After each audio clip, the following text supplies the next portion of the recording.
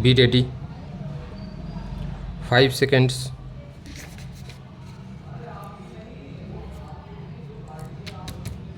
Start. The High Court was then impressed by contents of the letter dated 21st May 2004, wherein the respondent has asked for permission to engage a private counsel.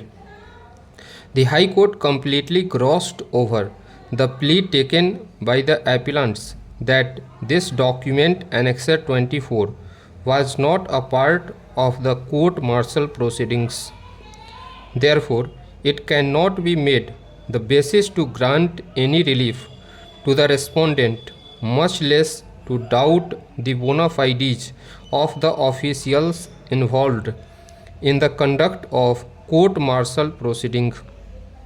On the other hand, the record of court-martial proceedings not only revealed that the respondent voluntarily admitted his guilt to both these charges with full understanding and knowing the consequence therefore, but in spite of opportunity given to him to reconsider his stand, he did not change his confession. As a matter of fact, reference to letter dated 21st May 2004 has been made for the first time only in the rejoinder affidavit filed by the respondent. No tangible explanation is forthcoming as to what prevented the respondent from referring to this communication in the first place in the court-martial proceedings, or at least in the appeal preferred by him under Section 161 of the Act to the competent authority.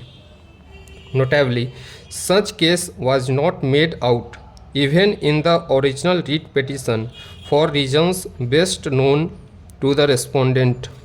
Obviously, taking that plea in the rejoinder affidavit for the first time was with a view to confuse the issue so as to reconcile from the voluntary confession already given in the court-martial proceedings.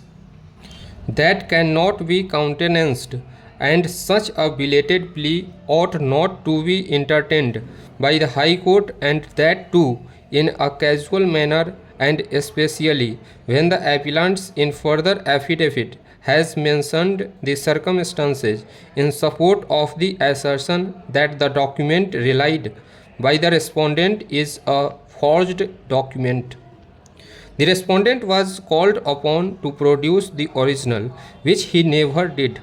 Neither the learned single judge nor the division bench analyzed the plea of the appellants in this behalf, and yet granted relief to the respondent by directing remand of the court-martial proceedings in spite of a finding that the said document was not part of the court-martial proceedings, that has resulted in awarding premium to the respondent who had approached the court with unclean hands, and to give opportunity to resile from the voluntary confession made by him, which fact was justly recorded in the court-martial proceedings by the concerned officials, whose integrity is impeccable.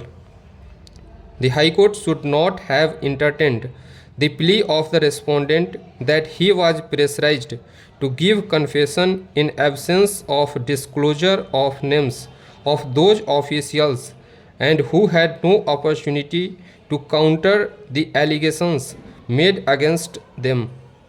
Hence, this reason weighed with the High Court must also fail. The last reason weighed with the High Court is also devoid of substance. Stop.